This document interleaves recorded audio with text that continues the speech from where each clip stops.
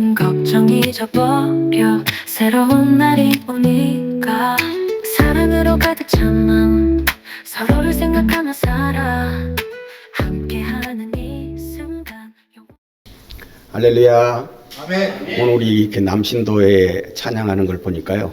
아유, 여기 자리가 부족해가지고 막 이 자리를 치우는 것을 보면서 하나님께서 나중에는 우리 모든 믿음의 식구들이 더욱더 이 자리에 차고 넘쳐서 이제 더 확장할 수 있을 때까지 그 축복의 사건을 미리 보여주시는 것 같습니다.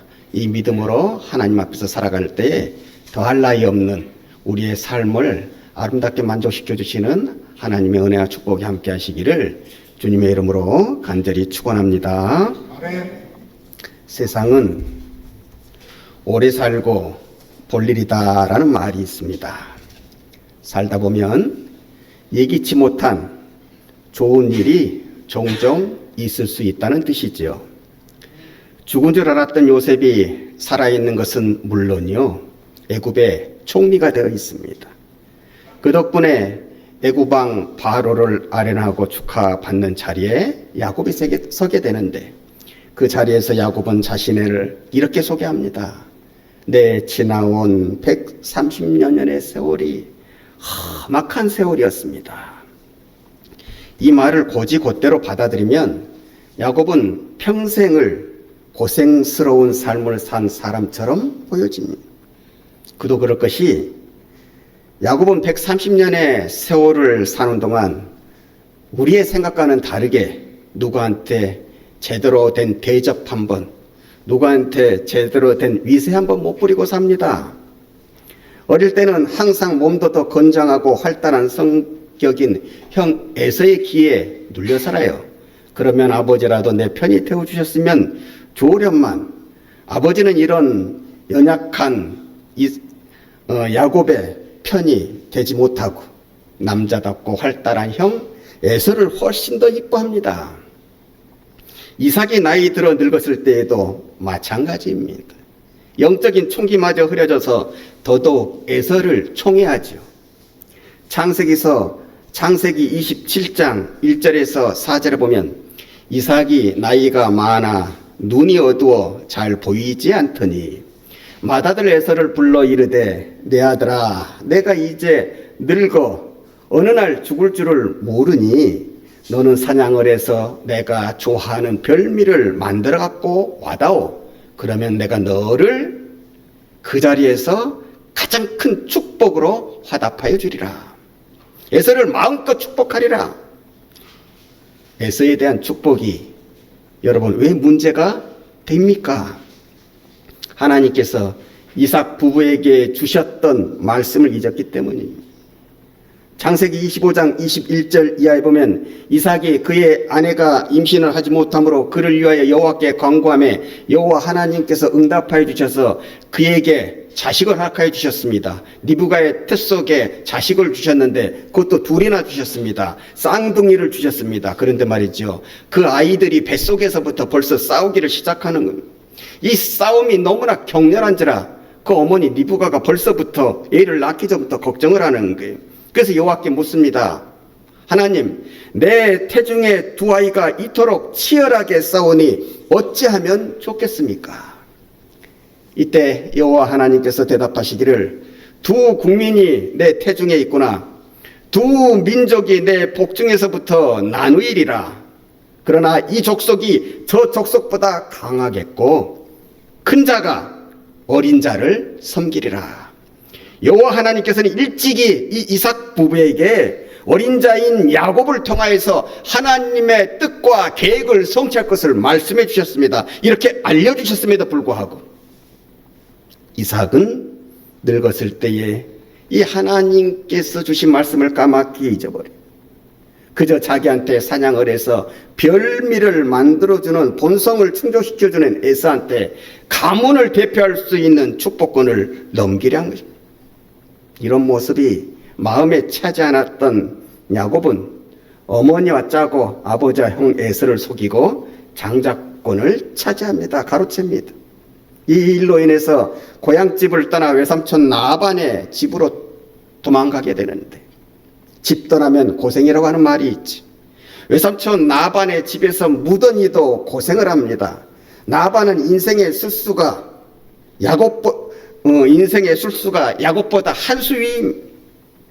나반의 둘째 딸 라헬을 사랑해서 7년을 봉사하면 그래 라헬을 너에게 주마 이렇게 약속을 받았습니다.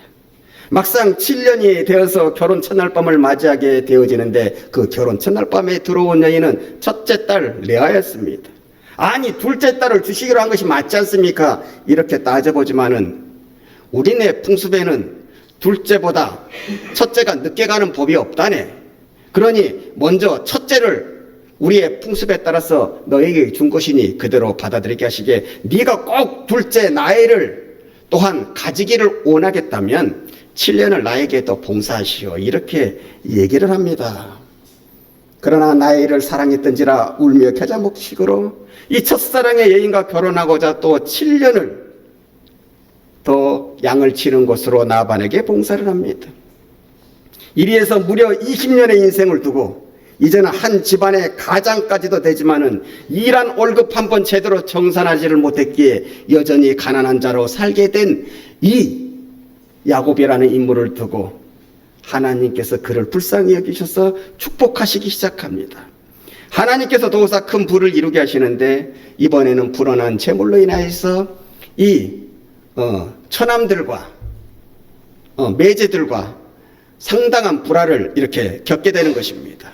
내가 불량하지 않고서야 어찌 그리 큰 재산을 내 아버지 밑에서 모을 수 있었겠느냐 이렇게 시기 질투를 하는데 이 일을 계기로 해서 고향으로 돌아가기를 결정합니다. 이제 내가 고향으로 돌아갈 때가 되었구나. 이제 그 가고 싶어하는 고향으로 돌아가기를 원하지만은 그 마음속에는 한 가지 어려운 숙제가 남아 있습니다. 20년 전에 팥죽 한 그릇으로 형 에서를 속였던 그 일이 마음에 아직도 큰 부담으로 앙금으로 남아있는 것입니다. 그래도 아니 돌아갈 수 없어 고향 땅을 이제는 지척에 두고 야뽕나루터에서 마음이 콩닥콩닥하는 거예요. 왜냐하면 형이 내 소식을 듣고 날 마중하러 나온다고 하는데 그냥 혼자 나오는 것이 아니라 자신의 가족만 데리고 나오는 것이 아니라 부하 400명을 이끌고 나온다는 이게 좋은 마음인지 아니면 20년 전에 그 일을 두고 그 섭섭함을 두고 나에게 복수를 할 마음이 있어서 그러는 것인지 도무지 가늠이 되지를 않습니다. 그래서 너무 불안하고 떨리고 두렵습니다. 그래서 그날 밤에 찾아오신 하나님과 씨름을 하죠. 하나님, 제 인생의 최대의 어려운 문제가 지금 내 눈앞에 있습니다. 바로 형과의 불화입니다. 이 관계를 좋게 회복시켜 주십시오. 그렇지 아니하면 이 밤에 하나님을 그냥 보내드릴 수가 없습니다. 이 화해의 축복을 받기 위해서 밤새 씨름하는데 하나님께서는 야곱의 환도뼈를 치셔가지고 야곱이 큰 부상을 입었음에도 불구하고 이 축복을 받고자 끝까지 매달림으로 말미암아 하나님께서 그래 내가 네가 소원한 것을 들어주리라 끝내 하나님으로부터 축복을 받아내고야 맙니다. 이렇게 처절하게 얻어낸 승리요 축복이지만은 그렇다고 야곱이 곧장 평안하게 사는 것은 또한 아니었습니다. 가지 많은 나무 바람 잘 날 없다는 것처럼 이제는 생각지도 안 하는 곳에서 안통 곳에서 또 문제가 생기는 거예요. 이번에는 자식들이 자기의 속을 썩이는데 우리의 상상을 초월합니다. 딸은 딸대로 아들은 아들대로 속을 썩입니다. 특별히 아들들은 우애가 부족하다 못해서 형들은 아버지를 속이고 아버지가 가장 총애한 아들, 사랑하는 아들, 이뻐하는 아들, 11번째 아들 요셉을 애굽으로 가는 상인에게 의인 20을 받고 팔아버리고 맙니다. 그리고 아버지한테 와서는 아버지가 보낸 요셉 우리가 그 소식을 들었는데 우리가 만나보지 못했습니다. 아마도 들판에서 그 들짐승에게 좋지 못한 일을 당한 것 같습니다. 이렇게 천연덕스럽게 아버지께 거짓말을 함으로 불효막심의 극치를 보여줍니다. 여기에서도 어려움이 끝나는 것이 아닙니다. 급기야 인생 말년에는 큰 흉년까지 들었어. 할아버지 아브라함으로부터 그때서부터 정착해서 살던 땅 이제는 제2의 고향이 된 가장 아름다운 축복의 땅이 된 가나안 땅까지도 버려두고 떠나야 합니다. 그것도 예전과 너무 다르지요. 예전에는 혼자라서 떠났기 때문에 아유 잘못돼 봐야 나 혼자만 잘못되는 것이지 그런 마음으로 홀가분하게 떠날 수 있었지만은 이제는 70여 대식솔들을 거느리고 떠나야 합니다. 저들에게 안녕을 보장해 줘야 됩니다. 그런데 130여 년이 된 이 나이에 있어서까지도 내 자식들, 내 자손들의 안위를 담보하지 못하고 있다는 이 사실, 지극히도 이 야곱의 마음을 힘들고 어렵게 하는 것입니다. 내 130년의 인생, 적으면 좋고 많다면 많은 인생을 살아왔는데 내 그 인생 동안 지극히 마음 편히 한번 살아보지 못합니다. 또다시 나그네의 인생이란, 우리가 생각하기라도 험악한 인생을 살았다고 고백하는 이 야곱의 말이 참 맞는다고 여겨지지 않습니까? 참 많은 고생을 했다는 말로 여겨지지 않습니까? 더 나아가서는 바로왕 앞에 서서 하는 이 험악한 인생을 살았다고 하는 이 말이 나를 좀 불쌍히 여겨주십시오. 나를 좀 긍휼히 여겨주십시오. 나의 인생을 두고, 이 험한 인생을 두고서 나를 좀 위로해 주십시오. 이렇게 동정을 바라는 말로 들리지 않습니다.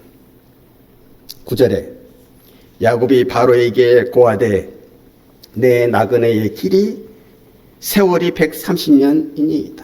나의 연세가 얼마 되지 아니하나 우리 조상 나그네의 세월의 길에는 미치지 못하나 내가 험악한 세월을 보냈습니다.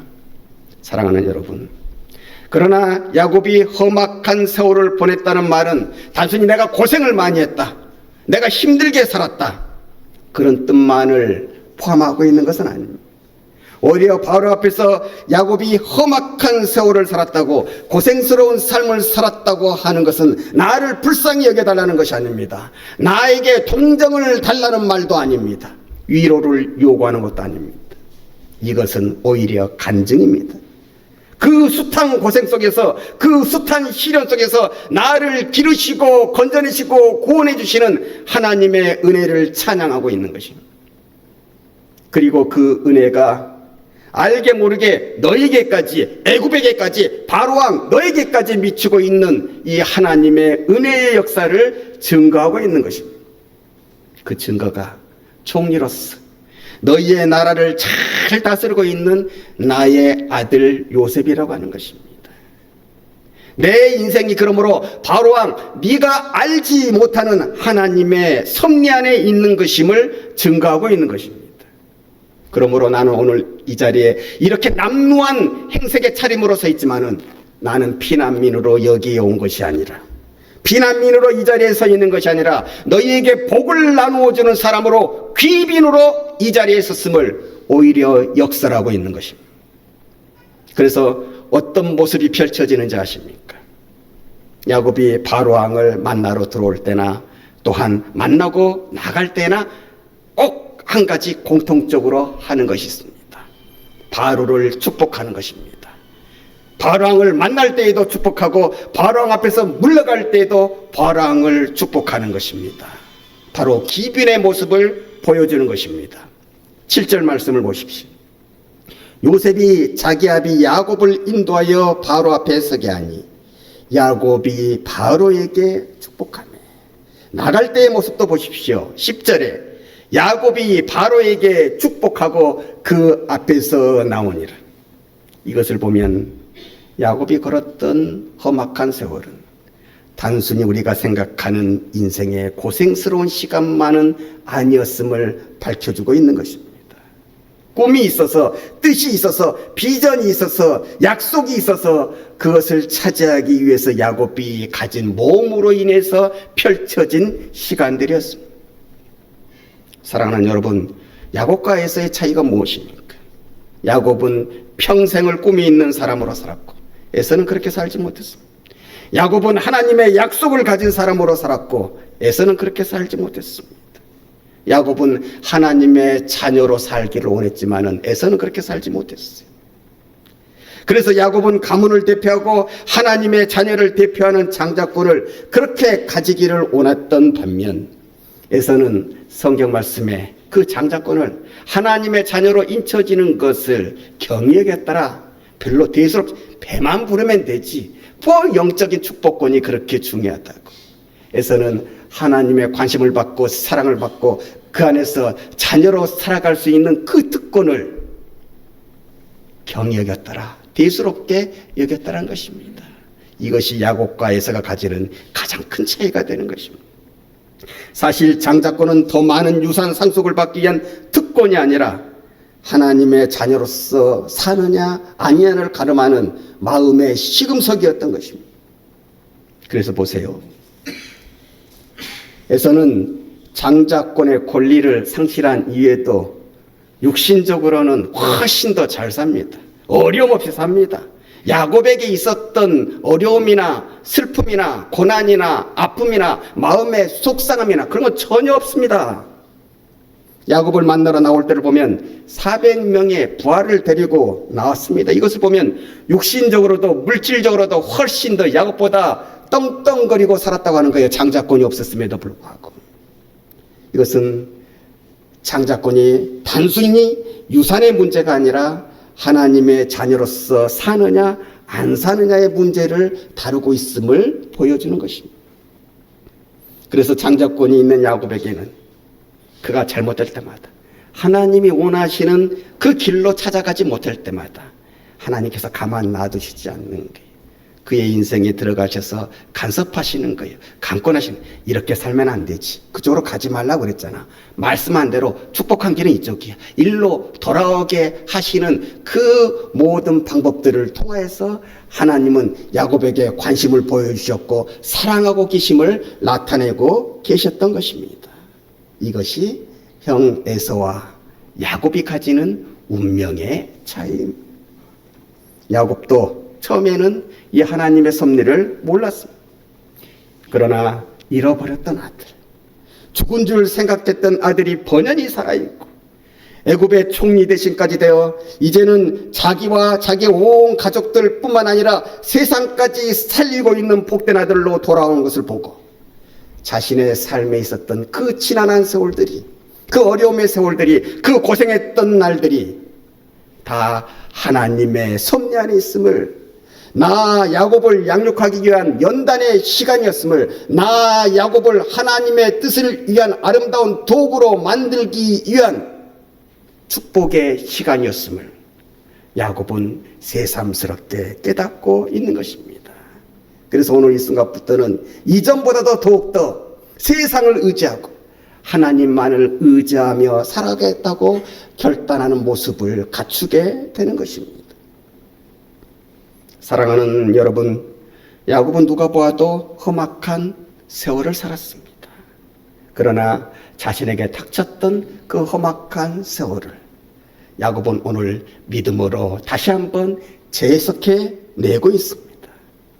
나에게 있었던 힘들었던 시간, 그 고난의 세월들, 그것은 하나님이 날 기르시는 시간이었습니다. 날 건져내시는 시간이었습니다. 날 축복하시기 위한 세월들이었습니다. 그래서 창세기 48장 15절에서 16절에 모든 자식들을 모아놓고 이렇게 얘기를 합니다. 그가 요셉을 위하여 축복하여 이르되 내 조부 아브라함과 아버지 이삭이 섬기던 하나님, 나의 출생으로부터 지금까지 나를 기르신 하나님, 나를 모든 환난에서 건지신 여호와의 사자께서 이 아이들에게 복을 주시오며 이들로 내 이름과 내 조상 아브라함과 이삭의 이름으로 칭하게 하시오며 이들이 세상에서 번식되게 하시기를 원하나이다. 하나님의 자녀로서 계속해서 살아가기를 원하는 마음을 하나님 앞에 기도함으로, 자녀들에게 축복함으로 그 아버지의 사랑을 절절하게 나타내고 있는 것입니다. 야곱이 말하지 않습니까? 하나님 안에서 당하는 고생은 고생이 아니라 그것은 나를 복되게 하고 후손을 복되게 하고 나를 통한, 나의 가문을 통한 하나님의 뜻을 이루어내게 하는 영적인 자양분이 된다고 말입니다. 바로 여기에 우리도 우리의 인생에 당하는 시험을 시험되지 않게 하고 고난을 고난으로 끝나지 않게 하는 신앙의 지혜를 오늘 이 야곱을 통하여 배워야 할 것입니다. 오늘은 남신도의 주일이며 한가위 감사주일. 교회에서는 남신도라는 큰 기둥으로, 가정에서는 할아버지로, 아버지로, 형으로, 또한 가장으로서 살아온 숱한 세월, 그 세월이 비록 험악한 세월이었다 할지라도 절대로 부끄러워할 것이 아닙니다. 숨길 것도 아닙니다. 내 험악한 세월을 간증으로 바꿔주시는 하나님의 역사가 우리를 기다리고 있음을 믿음의 눈으로 바라다 보시며 이제는 더 기쁜 마음으로, 더 평안한 마음으로 살아가야 할 것입니다. 시편 126편 5절로서 6절에 눈물을 흘리며 씨를 뿌리는 자는 기쁨으로 거두리로다. 울며 씨를 뿌리러 나가는 자는 기쁨으로 그 곡식단을 가지고 돌아오리로다. 내 주어진 현실, 여전히 비록 험악한 세월 가운데 있다 할지라도 날 간증케 하시는 하나님의 역사를 믿음의 눈으로 바라보며 마음만큼은 이미 평안하여서 이미 승리하는 성숙한 신앙인으로 살아가시기를 주님의 이름으로 간절히 축원합니다.